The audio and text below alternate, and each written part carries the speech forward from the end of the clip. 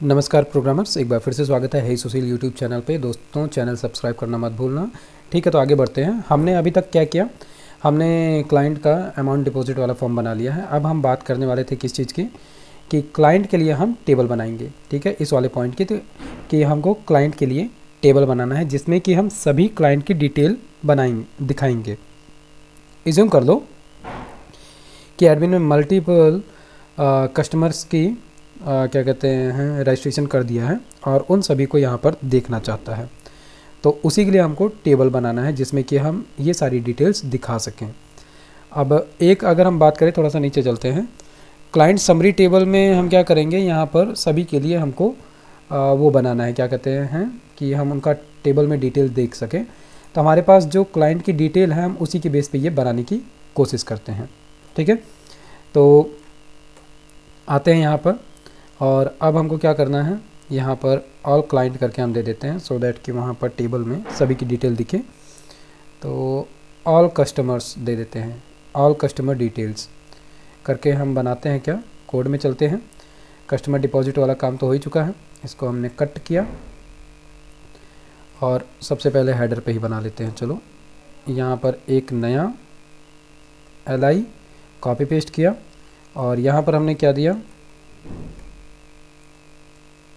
All customer details हो जाएगा ये डिटेल्स। ठीक है, और इसी के लिए हम जो मेथड बनाएंगे वेलकम में वो बना लेते हैं ऑल कस्टमर डिटेल्स।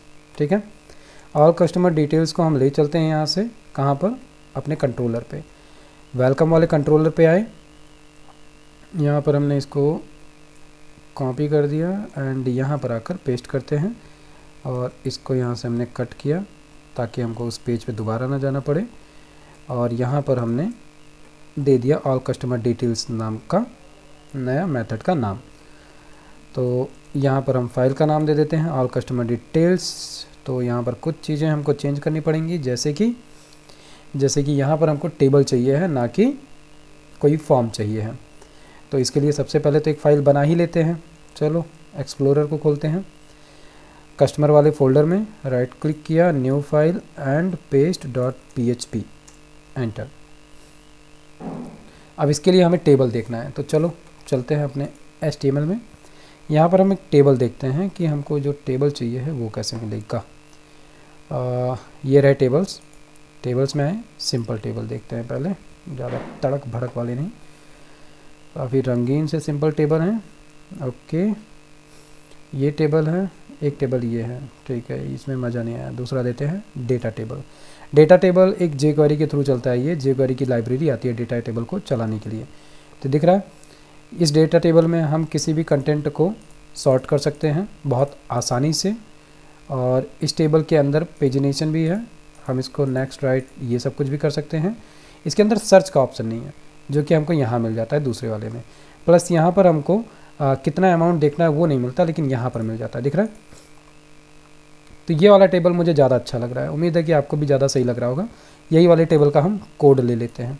ठीक है, तो इसको हम असल में यहाँ ओपन सोर्स से नहीं लेंगे क्योंकि ये थोड़ा सा लंबा कोड होगा, तो इसको लेने में थोड़ी सी हो जाएगी दिक्कत।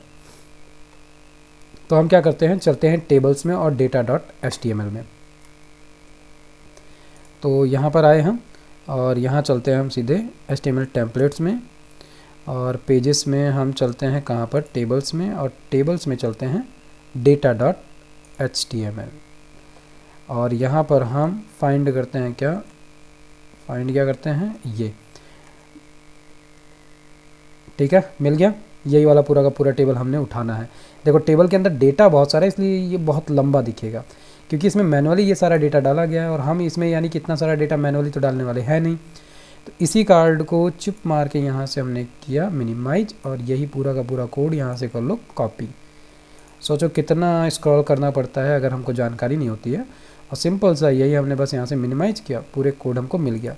इसीलिए ज़रूरी होता है कि आप लाइन बाय लाइन कोड लिखो। अगर इसका टैब इधर उधर होता है ना, डिव का ओपन और क्लोज वाला, तो ये बंद नहीं हो पाता सही जगह पे। तो कार्ड है और कार्ड के अंदर हेडर है। ठीक है, वैसे एक काम करते हैं, हम इसको भी मिनिमाइज करते हैं और इसके ऊपर वाले को भी मिनिमाइज़ करते हैं, क्योंकि एक प्रॉब्लम आने वाली है। प्रॉब्लम क्या आने वाली है अभी आपको पता चल जाएगा। इस कार्ड को भी हमने लिया। असल में हमको ये पूरा का पूरा कंटेंट चाहिए, मेन कंटेंट का चाहिए है, ठीक है। तो ये सेक्शन जो है, ये पूरा सेक्शन हमको चाहिए असल में। तो यहाँ से हमने मेन कंटेंट सेक्शन ले लिया, ठीक है। और ये भी असल में हमको चाहिए है, ये भी यहाँ से चाहिए असल में हमको ये इतना। तो ये इतना हमने यहाँ से ले लिया, ठीक है। इसको हमने कट किया, आ गए हम अपने पेज में, पेस्ट कर दिए, ठीक है। इतना जब हमने पेस्ट कर दिया, अभी इसमें से हम कचरा हटा लेंगे, लेकिन सबसे पहले ज़रूरत क्या है कि हम यहाँ पर आएँ और इसको रिफ़्रेश किए, आ गया ऑल कस्टमर डिटेल्स। और इसको हमने लिंकअप तो कर ही दिया है, क्योंकि हमने अपने कंट्रोलर को बता दिया था भाई कि फाइल का नाम क्या है, और इस फाइल में हमने कंटेंट भी डाल दिया है। तो एक बार इसको क्लिक करते हैं, दिख रहा है टेबल आ गई है। टेबल आ गई है, लेकिन इसमें थोड़ी सी समस्या है। उस समस्या को आप देख पा रहे हो कि नहीं? अगर देख पा रहे हो तो मुझे कमेंट करके बताओ कि समस्या क्या दिख रही है आपको। यहाँ पर इत्मीनान से देख लो, मैं स्क्रॉल कर रहा हूँ। समस्या बताओ कि हमने जो अभी टेबल देखा था उसमें और इसमें हमको दिक्कत क्या दिख रही है। कुछ समझ में आ रहा है क्या दिक्कत दिख रही है? सोचो फिर कमेंट करो। समस्या असल में क्या है, ये इसको जे क्वेरी वाला लाइब्रेरी मिल ही नहीं रहा है, इसलिए देख रहे हो ये सॉर्टिंग वॉटिंग कुछ नहीं कर रहा है। जितने भी थे सारे के सारे टेबल दिखा दे रहा है, कोई पेजिनेशन वगैरह कुछ भी नहीं है कहीं पर भी। चलो इसको हम ठीक करेंगे। पहले हम इसमें से जो हमको नहीं चाहिए वो डेटा हटा देते हैं पहले। तो ये सब कुछ तो चाहिए है, ठीक है। यहाँ से जो ये वाला कार्ड है, पहला वाला कार्ड, इसको हम हटा रहे हैं।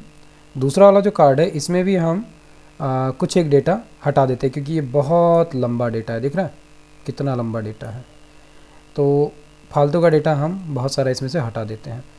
टीआर जो है, याद रखना मैंने कहाँ से लेना चालू किया है, दिख रहा है टीआर की क्लोजिंग, क्योंकि टेबल जो है टीआर टीडी पे चलती है, ठीक है। तो यही लिया है मैंने, और इसको आप यहाँ पर ध्यान देना, इस वाले एरिया में दिख रहा है मैं कितना सारा सेलेक्ट कर रहा हूँ। तो लगभग इतना जो है हटा दिया हमने, ठीक है। बहुत लिमिटेड अमाउंट डेटा अब यहाँ पर बचा है, 2-3 रो है केवल, ठीक है। तो ये तो हो गया इतना काम। और इसके बाद में अब बात आती है कि यहाँ पर क्या चीज़ ऐसी है जो हमसे मिस हो रही है। तो इसके लिए हमें फिर से ओपन करना पड़ेगा, क्या इसके लिए हमें ओपन करना पड़ेगा data.html, क्योंकि हमने इसको मिनिमाइज़ तो कर दिया है, और भी मिनिमाइज़ कर देते हैं। यहाँ पर कुछ डेटा है जो कि इसको भी हमें मिनिमाइज़ करना पड़ेगा। नेविगेशन बार देख रहे हो, हर एक पेज में HTML में कितना सारा कोड होता है। डेटा रिव्यू को ही, रैप को ही सीधे मिनिमाइज़ कर दिया, ठीक है। असल में जो डेटा टेबल होता है इसके लिए एक CSS लाइब्रेरी होती है, जो कि ये वाली दिख रही है आपको, एक ये वाली लाइब्रेरी, और बस एक ये वाली लाइब्रेरी हमको चाहिए होती है। तो हम इसको ले चल के हेडर में डालेंगे, ठीक है। तो इसको हम ले चलते हैं हेडर में, और हेडर में ऊपर चलना है हमको। हेडर में ऊपर चल के एक चीज़ आप यहाँ पर देख लीजिए, इसने ठीक प्लगइन जो है ऑल मेन, उसके बाद में आइकन, उसके ठीक बाद में ये डेटा टेबल वाला CSS ऐड ऑन कर दिया है। तो हम भी वही सेम टू सेम यहाँ करने वाले हैं कि इसके ठीक बाद में यहाँ पर हम ऐड ऑन कर दिए। और आपको पता है यहाँ पर हमको क्या देना है, यहाँ पर हमको ये बेस URL चाहिए, तो हमने इसको कॉपी किया यहाँ से और यहाँ पर पेस्ट कर दिया। ये लिंकअप हो गया किसका, डेटाबेस टेबल के CSS का। दूसरी चीज़ पे चलते हैं, और उम्मीदन यहाँ पर और कुछ भी नहीं है। नीचे आए हम तो बंडल वगैरह ठीक है। यहाँ पर ये दिख रहा है एक फ़ाइल, ये डेटा टेबल की ये, और डेटा टेबल का ये भी है, डेटा टेबल का ये भी है, और रिस्पॉन्सिव बूटस्ट्रैप जो है ये शायद हमारे पास पहले से होनी चाहिए, ठीक है। ये दिख रहा है आपको, बूटस्ट्रैप bundle.min के बाद में है। तो हमको फुटर चाहिए है, तो फुटर के लिए हम क्या करेंगे, फुटर हमारा कहाँ है, फुटर ये रहा। तो फुटर पे आए, फुटर पे वो कोड कहाँ पर डाला गया था, बूटस्ट्रैप बंडल के ठीक बाद में, तो हमने यहाँ पर पेस्ट कर दिया। रिस्पॉन्सिव वाला आपने देखा था ना, हम अगर data.html पे चलें, नीचे ये वाली JS कौन सी है, responsive.bootstrap4। तो एक बार देख लेते हैं वाली फाइल है कि नहीं है। रिस्पॉन्सिव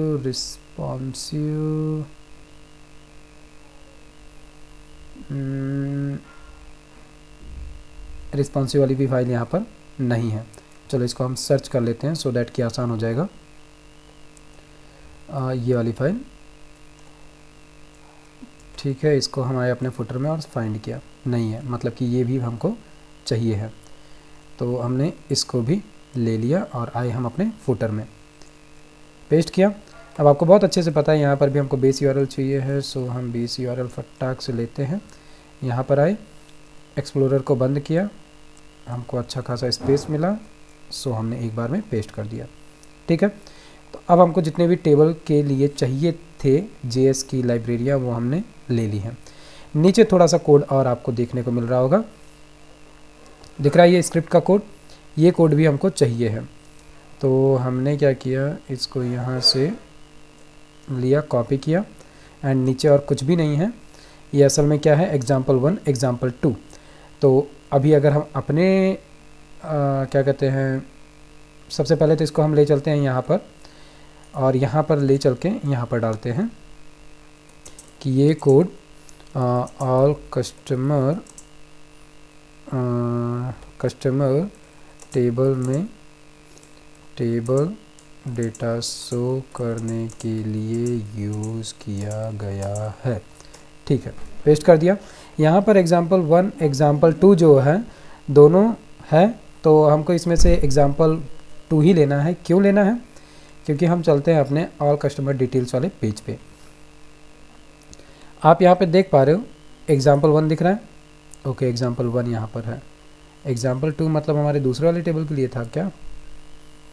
ठीक है, तो यहाँ पर example1 है, इसी example1 पे क्या CSS लगाई गई है कि इसको रिस्पॉन्सिव रखा गया है, ऑटो विड्थ रखा गया है। लेकिन example2 जो है इसमें सर्च, ऑपरेटिंग इन्फो, ये सब कुछ है, हमने कुछ गलती तो नहीं की। Data table with default features, ठीक है, कार्ड का टाइटल तो यही है, एक बार हम यहाँ पर भी देख लेते हैं, data table with default features. ठीक है, ठीक है, यही वाला है, और मुझे उम्मीद है कि हमने गलती ना की हो कोई भी। ठीक है, ऐसा है तो हम एक बार इसको रन करके देख लेते हैं। सब कुछ हो गया है, इसको रन करें, रिफ़्रेश करते हैं, मतलब कि ओके, रिफ़्रेश करने के बाद में डेटा तो मिल गया, लेकिन हमको यही नहीं पता चल पाएगा कि डेटा जो है वो कितना क्या है क्या नहीं है। तो ऐसा करते हैं, वापस आते हैं, इस रैप को हमने ओपन किया, एंड रैप को ओपन करने के बाद में साइड को भी हमने मिनिमाइज कर दिया, और इस रैप को ओपन किया हमने, इसके अंदर ये था सेक्शन कंटेंट का, इस वाले कार्ड में डिटेल्स थी, data table with minimal, example2 ये है। ठीक है, कोई नहीं, example2 ये है, इसको हमने मिनिमाइज़ किया। यहाँ पर आते हैं, सारा डेटा सब कुछ ठीक है, थोड़ा सा डेटा हम यहाँ से और ले लेते हैं, हमने डिलीट तो कर दिया था लेकिन हमको ज़रूरत है असल में इस चीज़ की, तो हम यहाँ से थोड़ा डेटा, थोड़ा क्या, ढेर सारा डेटा लेते हैं, ढेर सारा डेटा कॉपी किया, इसको आ गए हम अपने कस्टम वाले में, और यहाँ पर हम क्या करते हैं, ये जो ढेर सारा डेटा लेकर आए हैं इसको यहाँ पर हम पेस्ट कर देते हैं। ठीक है, अभी के लिए बस पेस्ट करना है, क्योंकि क्या हमें यहाँ पे पेजिनेशन चेक करना है। रिफ्रेश किया, ढेर सारा डेटा है, ठीक है, कोड काम नहीं कर रहा है, यहाँ पर कोड काम नहीं कर रहा है, कुछ गलती हमने की है, एक बार फिर से देखना पड़ेगा, क्योंकि ये जो है फुटर में हमने कोड लिया है रिस्पॉन्सिव वाला, ठीक है, और इसमें अगर हम देखें तो इसको अगर हम मिनिमाइज़ कर दें, फिर से एक बार मिनिमाइज़ करते हैं इसको, सेक्शन को हमने मिनिमाइज़ कर दिया। ठीक है, यहाँ पे इस कोड के बाद में और कोई कोड तो नहीं लिया गया है। वैसे एक चीज़ और होती है कि टेबल का जो कोड है ना, ये थोड़ा सा डिफरेंट टाइप का कोड होता है, तो अगर हमको इसको सेपरेट रखें तो ज़्यादा सही रहेगा। तो सेपरेट रखने का मतलब ये होगा कि हम इस कोड को केवल उसी फाइल में रखें जहाँ पर ये है, मतलब इसी में। ऐसा करने से भी काम चल जाता है।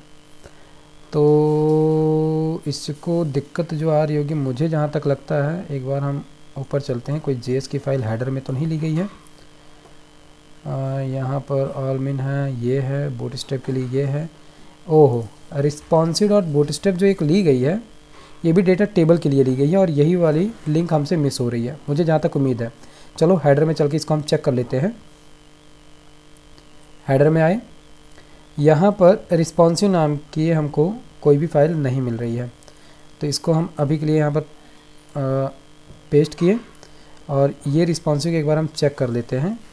कॉपी, कंट्रोल एफ, पेस्ट, दिख रहा है केवल एक ही बार है, यही हमसे मिस हो रहा था जहाँ तक मुझे लग रहा है। चलो बेस यूआरएल को कॉपी करके यहाँ पर भी ला कर दे देते हैं, सो पता चल जाएगा कि असल में मामला है क्या।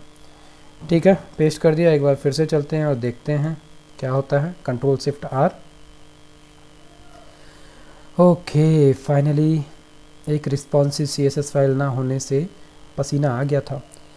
फाइनली पेजिनेशन वगैरह चल रहा है, सब कुछ सही है, ठीक है, बहुत बढ़िया। यहाँ से ये भी चल रहा है, बहुत सही। यहाँ से हम 10, 25, 50 जितना देखना चाहें। कैसे पता चल रहा है? स्क्रॉल बार को देखो, छोटा बड़ा हो रहा है, ठीक है, मतलब कि ये भी काम कर रहा है। इसके अलावा अगर हम सर्च करना चाहें तो यहाँ से हम सर्च कर सकते हैं। जैसे ओपेरा सर्च किया, ओपेरा से जुड़ा हुआ जितना था कंटेंट केवल उतना आ गया। जीएसएस अपने जावास्क्रिप्ट जो है अपने आप में ये भी बहुत ज़बरदस्त स्क्रिप्टिंग लैंग्वेज है। एक समय था प्रोग्रामिंग लैंग्वेज जावा जितना पॉपुलर हुआ करता था, आज के समय में जावा स्क्रिप्ट टॉप लेवल पे है।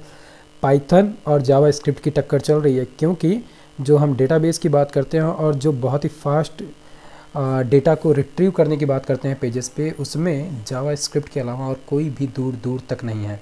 और इसी जावा स्क्रिप्ट का यूज कर करके बहुत अलग अलग तरीके के फ्रेमवर्क्स बने हैं। जैसे आपको नाम पता होगा, अभी जल्दी मैंने गूगल ने लॉन्च किया था, 3 साल हो रहा है, गोलैंग, टाइप स्क्रिप्ट है, एंगुलर जेएस है, ये तो बहुत पॉपुलर मैं बता रहा हूँ। इसके अलावा बहुत सारे फ्रेमवर्क पड़े हैं जावा स्क्रिप्ट के, जिनका काम क्या है, और ये हैं क्या, ये फ्रंट एंड डेवलपमेंट लैंग्वेजेस कही जाती हैं इनको, जो कि क्या करते हैं, डेटा को बहुत तेज़ी से रिट्रीव करके लाकर दिखाते हैं। खैर छोड़ो, हमारा ये काम हो गया। यहाँ पर टेबल में डेटा हमको दिखने लगा है, मतलब कि हमारा इतना काम हो गया है। अब हम क्या करते हैं, जो फालतू का डेटा है वो हमको हटाना है। तो हम चलते हैं अपने कस्टम डिटेल वाली फाइल में। एक बार हम कंट्रोल जेड करते हैं, क्योंकि हमने डेटा लाकर रखा था यहाँ पर चेक करने के लिए, तो उसको हमने अब हटा दिया। अब रिफ्रेश करें तो मिनिमम अमाउंट ऑफ डेटा हमारे पास है, ठीक है। यहाँ पर हमको चेंज क्या करना है, यहाँ पर जो हमें चेंज करना है वो ये है। यहाँ पर हमने दे दिया नंबर 1 2 3 के लिए, यहाँ पर हो गया